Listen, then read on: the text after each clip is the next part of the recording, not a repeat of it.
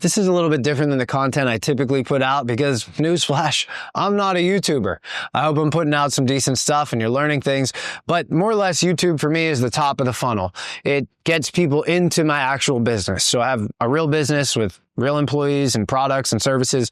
And one of those services is adapted personal training or adapted physical training, where more or less Jacob Brush, who's in charge of this program, will help people with certain maladies or disabilities live as strong and healthy and as mobile as possible. So if that's some type of content you're interested in, sit back, relax. It's about a half hour. I think you're going to learn a lot. Like the video, subscribe to the channel. If you're in the area and you're interested in adapted physical training, reach out and we'll get you set up. I signed up for the half marathon last year on a whim. That was my first race running since senior year of high school in the fall. And it was because of 𝐬𝐮𝐬𝐻, an organization I volunteer with. I was given an opportunity to be like, hey, we're trying to do a fundraising team for the half marathon. My roommate was doing the full, and I was like, well, might as well. We'll see what happens. So I did that. I think I trained for it for like 3 or 4 weeks. I was doing a powerlifting meet at the same time. Ended up doing that, and that kind of like skyrocketed me back into running again. And ever since then, I've kind of kept running real consistent while also mixing in my lifting, whether it's powerlifting and stuff like that, and just trying to find new ways to be active and compete. Hence the CrossFit kind of races that I've been doing, the High Rocks race. Cause then it made me feel like an athlete again, which I've always deep down loved doing, like playing sports, competing, being athletic, not just being so one-dimensional. And I just like that aspect of variability with what I can do. So then you said that you got into running because of 𝐬𝐮𝐬𝐻. So tell me how you got into this 𝐬𝐮𝐬𝐻 program and what that is. Yeah. So 𝐬𝐮𝐬𝐻 is a blind sports organization, services primarily, we're based out of Western PA, but we service states all surrounding Pennsylvania, even have a couple people coming from states as far as Hawaii, and they come to these camps and these events that we have throughout the year. How I got into 𝐬𝐮𝐬𝐻 stemmed from a professor I had at Slippery Rock through my adapted physical activity minor. She was a huge role model for me in the sense of my upcoming like professional endeavors, my education, staying in school, stuff like that. I met her through one of my first classes I had for APA. Everyone had Slippery Rock and Health and Phys Ed had to take it. It's Intro to Adapted Physical Activity. No matter what side of it you're on, you got to take that class. And right out of the gate, she started with, all right, yeah, like this is kind of the breakdown of the class. She's like, for the entirety of the semester, we're meeting 3 days a week. She's like, one of those days you're working one-on-one with an individual from Slippery Rock High School with an intellectual disability in a gym setting or a nutritional setting. And I was like, well, I don't know about that. Like, I rarely didn't have any experience working with people with disabilities up to that point. Right. I was involved with stuff in high school, but never got involved with like Unified or Special Olympics or anything like that. And I was like real nervous. So I got partnered up with 2 kids actually. And from that point on, I fell in love with it. I was real nervous at first, but it just felt, when I met them, when I started working with them, it just came naturally, and I was able to work with them with 0 problems. In that class, we also had to teach a lesson to the entire group to end each like segment of physical activity stuff. Mine ended up being like racket sports or something like that. Originally, I wasn't signed up or enrolled in the education side of the major. I was just personal training, small group, fitness management kind of stuff. But after teaching that lesson to a group, I was like, wow, like I really loved that. I loved being in front of everybody. I loved seeing them learn in that short amount of time that I had with them. Something I would have never thought I would have been passionate about coming out of high school or even starting in college. And so after that, I talked with this professor for a little bit. Her name was Wendy Fagan. Was talking to her for a bit, just kind of about my thoughts on things. And she was like, it sounds like you should switch over to education and teach phys ed and then pick up this minor because you did phenomenal with the kids you were working with and you should keep doing this. At the same time, I was considering like the other classes I was taking, like I could study this on my own and I could do this personal training stuff kind of on my own. I was like, I don't need to be spending $12,000 a year to go to school to learn how to be a personal trainer. And I was really like on the verge of just stopping being at Slippery Rock. And that kept me there, helping me. She kind of helped me along the way and finding something I am passionate about and sticking with it. And I really wasn't going to switch over because I was like, oh, I'd be graduating late. I really don't want to do that. Like, and all the factors in, I was just like, it's not going to work out. But I stuck with it. I switched, picked up that minor, and it's kind of led me to where I am now, actively volunteering with 𝐬𝐿. She is the founder of this organization. So she founded 𝐬𝐿 back in like 2010 and has always worked on it since then. Well, the university had let her go my junior year. It was a whole mess and ordeal. She wasn't a doctorate. She didn't have a doctorate. She was a part-time professor, so they let her go. And that kind of really pushed me towards volunteering with 𝐬𝐿. And I was like, wow, this seems like a phenomenal organization. So I started helping out with their weekend events, and there's a week-long summer camp, and I absolutely fell in love with it. Like, why do you think you did? What do you think clicked? With falling in love with it? And working with people that need that adapted physical training. I think the biggest thing was how much appreciation I noticed with like the people that I was working with, the kids, the adults that I've worked with, the just pure joy of getting to do it. Like, I think everyone I've worked with so far in any facet has loved it. But when I was in student teaching, or sometimes you'll have clients that just kind of go through the motions with things and they take what they can do for granted. And that's just fully able-bodied living. When I was working with these kids who might not have their sight, who might not be fully ambulatory, who might not have full intellectual capabilities, every opportunity that I got to work with them, whoever it was, they were so happy to be there with someone who was taking the time, whether it was volunteering or I was getting paid for it or whatnot, to be there and give over 100% effort with everything that I was doing. And I think that just made me feel good and made it feel like, hey, even though I'm volunteering, and a lot of my experience is volunteer work, I got no compensation for it, just experience. They just showed me that appreciation. Just, they wanted me to be there and they wanted to be there. And that just made me fall in love with it. And just that progress in such a short amount of time and short amount of effort to put towards it, that you see from these people and the way they grow, the way they develop in such a short amount of time. It's just like, it's awesome to see. It's awesome to feel that you're a part of that. And the amount of times I heard, no, I never had an opportunity like this. We've been looking for something like this for so long. It just makes you feel like you're such a vital part of that person's life. And I'm grateful that I'm able to be a small part of their lives that hopefully makes a lasting impact with what they did. Do you think you had a gift for it out of the gate? If you would have asked me this coming into school, I would have told you absolutely not. And I do think that, I mean, I don't think I have to me, I don't have a natural talent for it. I think I put the effort towards it. If you ask someone else, like this Wendy or someone else, they might say different, that, yeah, you had a talent for it, something that you definitely should be doing. For me, I'm just putting the effort towards it, and it's something I'm really passionate about. And I think with practice over time, like, would I be able to do what I'm doing now right from the start? No. But I think over time, I gradually built up my own confidence, my skill set with it. And yeah, maybe I did have an underlying talent or niche for it. But it developed because I stuck with it and stayed really passionate about working with this population. I grew my own knowledge, and I think I just stuck around and kept chipping away at it, kept learning new things, that it just made it so much easier.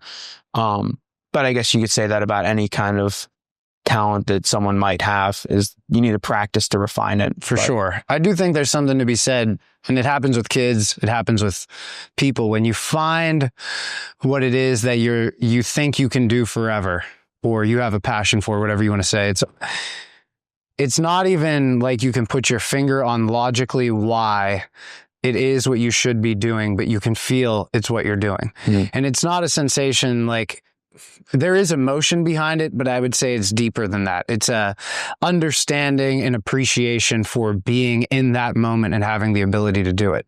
And I think that's tough for people to find.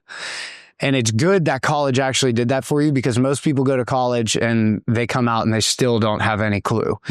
So that was an integral part. So Wendy, good job. But it is one of those things where it's a gift when you have it, and then you got to kind of hold on to it. So what are some of the things that, since you have experience with this, some of the myths or misconceptions that people have about those who need adapted physical training? I'd say the big one is just assuming right out of the gate that they can't do something because of a certain limitation. I've seen all kinds of different conditions, whether it's sensory, intellectual, or physical, sometimes a combination of the both. And it's right out of the gate. I never approach someone and I'm like, oh, they're not going to be able to do this. They're not going to be able to do this. It's okay. How would I train someone who's fully healthy? What muscle groups do I need to target? Same general strength and conditioning principles. What's their condition? It has X, Y, and Z. Now, everyone's condition is a little bit different. Two people can have a spinal cord injury. If there's even a slight hair of a difference, it's going to affect their bodies in two completely different ways. So one might be able to do a full squat, a full RDL, things like that. Meanwhile, the other one is in a wheelchair, and you got to figure out ways around that to still train those muscle groups. So the immediate assumption that all disabilities are going to be the exact same outcome person to person, and the immediate assumption that they're not going to be able to do this, they're not going to be able to do this. I'm just going to have them sit in this chair and play with a ball or something so simple. And sometimes that's all the more someone can do, and that's okay. But I feel it's my job to push them outside of that comfort zone in a safe way, in a fun way. Sometimes it needs to be fun. Sometimes it's not all about, like, some people show up and they just write the work. Other people, it's like, okay, I got to make it more of a game. I got to make it more fun. And another thing would be being afraid to have that conversation with them. Like, some people get uncomfortable talking about the disability that person has. Sometimes it's traumatic how they got that disability or how they got that condition that they're dealing with, especially when it comes to the physical stuff. But it's good to have that conversation right out of the bat and approaching it in a way that makes them feel comfortable, so you learn more, so that you can make their training a little bit more individualized, and so they don't feel as frustrated when the guesswork is there. But if everything's guesswork, then they're going to get frustrated if things don't work out. So having those conversations, not assuming that they can't do anything, those are the big things I think I've noticed. Right. And I noticed it too. I obviously don't do that, but seeing some of the people that you work with, for instance, I can think of two individuals that have a spinal cord injury that are dramatically different in their capability, dramatically different. So trying to figure out exactly how to navigate that. There's a science behind it, obviously. What muscle groups am I trying to target? But there's the art behind it too, which is figuring out how to get this person to have the confidence to do exercises to target that muscle group, and also working with not just their psychology, but physiology. So now let's talk a little bit more about the adaptive physical training program here. So we kind of understand who you work with, and we understand what the goal is, but what does that look like here? Who is a patient, or rather a client, that would come in and be qualified for adaptive physical training or might benefit from adaptive physical training versus just your average personal training client? Yeah. So I feel, with my extensive knowledge and the amount of people, different populations that I've worked with, I feel very comfortable working with a wide range of clients. And I've took that information and even applied it before this adapted training thing came to fruition with older clients who just have limitations. So I'd say this adapted training program, with my training, my experience that I specifically got for this, would be people with intellectual disabilities, whether that's autism spectrum disorder, Down syndrome, anything, all of the above related to that, anyone with any kind of physical limitation. And that could be as much as a mobility issue, that they have trouble or they want to improve their mobility, or they just have limitations that, hey, full range of motion doesn't work. I need a little bit more creativity with these workouts. And we're all creative here with our workouts. But like right off the bat, like XYZ, we're trying these right off the go. And I think that's where my training, specifically with what I learned at school, really helps me think of those modifications right on the fly. So mobility issues, and that could be because of a disability, a spinal cord injury, a traumatic brain injury, post-surgery, severe, whether it's a spinal fusion or something in your leg your hip got replaced, your knee got replaced. Doesn't have to be someone with a labeled disability, but someone with a severe or just a limitation in general. Everyone has their limiting factors, but these are more to the extreme level that, like, hey, I can't go through a general strength conditioning session. I need a little bit more in-depth. Pacing's a little bit different, things like that. And then sensory, like I talk about those big three. The sensory comes from anyone who's suffering or has deafness or anyone has a visual impairment, hearing impairment, and so on and so forth. I think that this kind of training is unique and it does benefit any of those populations. And I think a lot of the times people have those issues going on and they're like, I can't, they to themselves, I can't do this. I'm scared of what could get worse. I'm scared of not having someone there who understands what I'm going through. And I'm not sitting here and be like, I understand what you're going through. I know about what you're going through. And I really try and make a point to understand what you're going through and empathize with that. And I think that also helps with coming up with these workouts and understanding that the people who walk through that door aren't always like so gung-ho about what they're about to do. Like they have that same leeriness that regular any day clients have about working out in general. Now, on top of that, they have something they have to worry about, like, oh man, am I going to fall over in front of everybody? It's not so much of it's going to hurt, but it's the psychology of it. It's like, it's going to be embarrassing. And like, it happens to everybody. So it's like, I'm really making a point of that conscious domain of like, I need to boost their confidence while they're here. Make them feel like, hey, you're starting from day one, like beyond day one. Maybe you had a baseline before this. You were really active before this and something awful happens and you're beyond where you were before that. You understand that you can get stronger. You can get healthier. You can get better. You're not just stuck where you are. Some people tell individuals going through this stuff that like, hey, this is about as good as it's going to get. It's not. It really, really isn't. You could always improve upon it. It might take a little bit more time. It might take a little bit more creativity, but you will get there. This is without a shadow of a doubt. So I think anyone going through or experiencing any of that kind of stuff, living with those disabilities, stuff like that, doesn't mean they can't be physically active. This is the program that would benefit them. And I don't know of any other place around that has, at least myself, it's a niche thing. My group of people who graduated with this minor specifically was very small. And there are other schools that have this kind of stuff. But again, it's a small population. It's very niche. So it's not often that you have an area where people have all that experience working with people with disabilities or big limitations. So it seems too that just seeing the clients that come in, we have a good pipeline of, people that find out about it, they ask us about it, we get them in here. But we also have a good pipeline from things like physical therapy and occupational therapy. So how is this different from PT and OT? And it's a good point too with the team aspect of it. I meant to mention that earlier, is that with these people, they are going to experience a team, whether they're a kid or they're an adult. So they could have a personal trainer, they could have an occupational therapist, they could have a physical therapist, they could have any kind of other therapy that they might need, speech therapy, orientation and mobility, things like that, depending on what their individual needs are.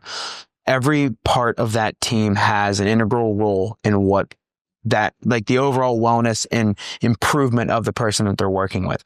It's not, in the misconception is personal training is taking away from physical therapy and physical therapy is taken away from occupational therapy. It's like, no, every member of the team has a part to play in that person's rehabilitation.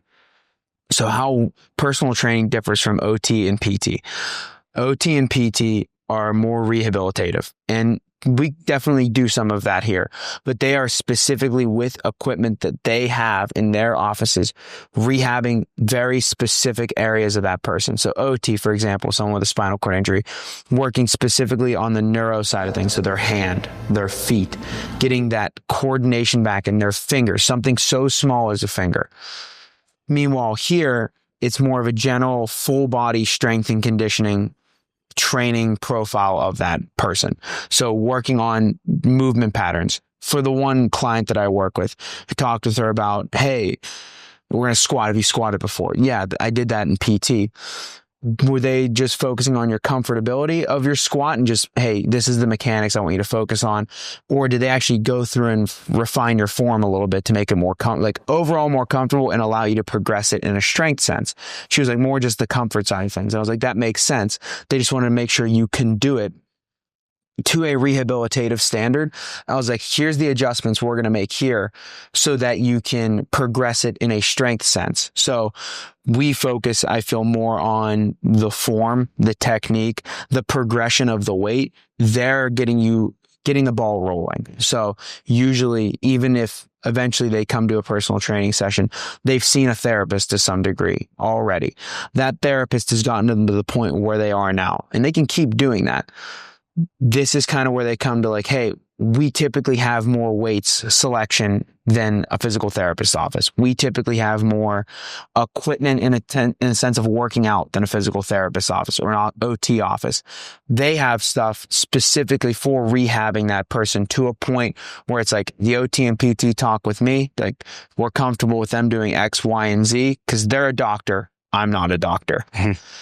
I get clearance from them and I collaborate with them. So I have a client who's still going to OT coming here. They send me videos. I send them videos of the training that's going on, and we collaborated like, okay, this is good. They wanted to work on sprinting specifically or running, getting the gait down and the mechanics down. I'm like, okay, I have a couple muscle groups I'll work on here to improve that range of motion, improve the strength that he's feeling in that area to help with the sprinting and help with the running that they're going on. So I feel like we're more progressing in the the muscular strength, the muscular endurance, the speed, things like that. They're focused on the overall mechanics of how can we get this client or this patient to a point where they can then progress with the strength training. And to your point, just to further that, they all work together. So for instance, physical therapy, they're working, and I'm just going to do a general, what I see, which, you know, whatever it's worth. Physical therapy is focusing on specifically what they need to rehabilitate. Occupational therapy is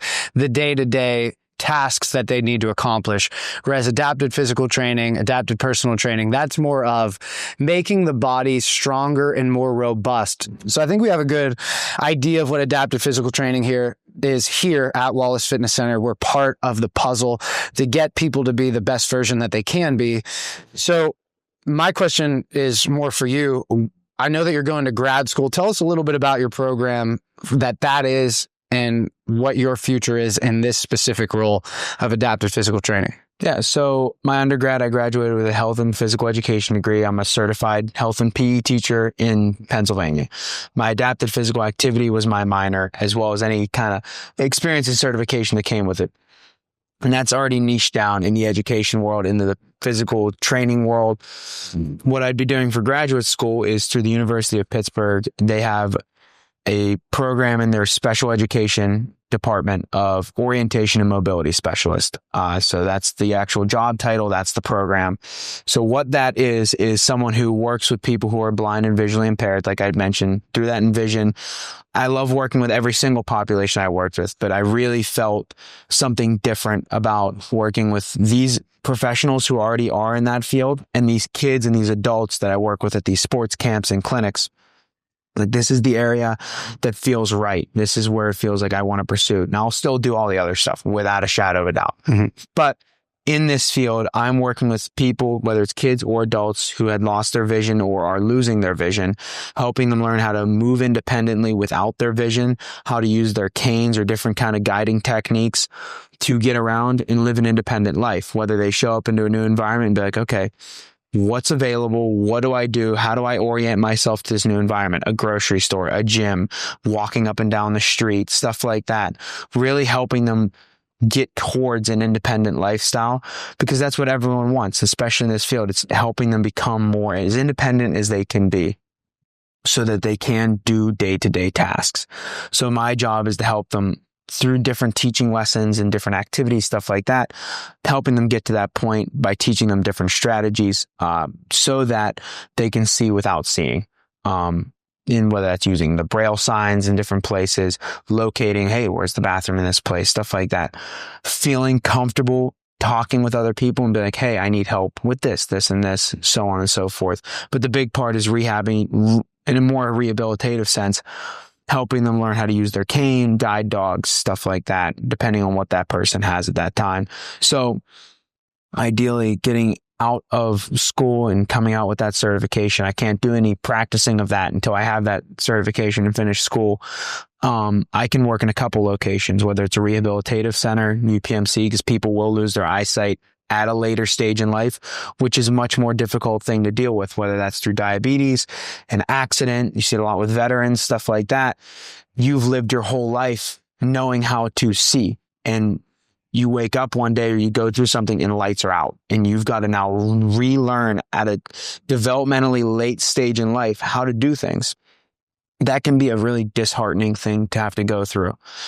And so you need that specialist assistance to work with you to get back to that point. It goes back to what I do here with this adaptive training thing, building someone's confidence, helping them learn not only just improvement, but the skills to improve.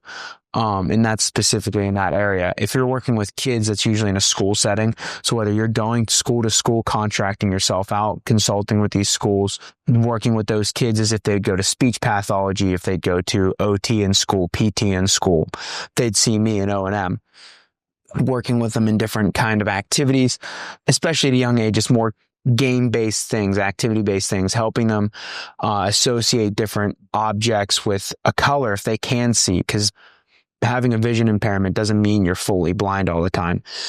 But a lot of the time, they're still working with an orientation and mobility specialist because they got to work around what their limited eyesight is, what their vision field is, and how that translates directly to life. So whatever environment I end up working in that sense, that's what I see myself doing. Now, the nice thing is it follows along with an education schedule. Now you work throughout the summer with different people. It is a one-on-one service, but that still allows me the flexibility to do this personal training, to do adapted personal training, to do things that I really do love doing. Cause like I wouldn't pursue something, A, if I didn't love it, if I wasn't passionate about it, and B, if I didn't see some kind of future in it. Like you can have a passion, but if it has no outlook, then it's tough. You can still pursue it, but it becomes a hobby at that point. This is something where I'm combining a passion and opportunity and trying to make a career out of it in all facets. Things kind of stack on top of each other. Education that I got through health and PE, things that I've learned through personal training, working with people, working with different kinds of kids, all different age groups. It leads all into that end goal, which is what I want to do. It's helping people specifically in this field, but the main driving force of how I've gotten to this point is I wanted to help people. And I wanted to be in a physical environment. And I feel I've kind of hit the nail on the head on both of those with the field that I'm going into. So that's kind of what graduate school looks like, what the career field is, like a SparkNotes version, and kind of where that looks like after school's over. And you've really hit the trifecta. So what you like, what you're good at, and what can actually pay you. Yeah. Where all three of those circles intersect, just hang on to that. Yeah, absolutely. But if you're interested in our adaptive physical training program, you can shoot us a text, 724-433-6155. Go on our website, wallacefitnesscenter.com, fill out a contact form. We'll be in touch within 24 hours. Guys, if you learned something, do me a favor, like this video, subscribe to the channel, and we'll see you in the next video.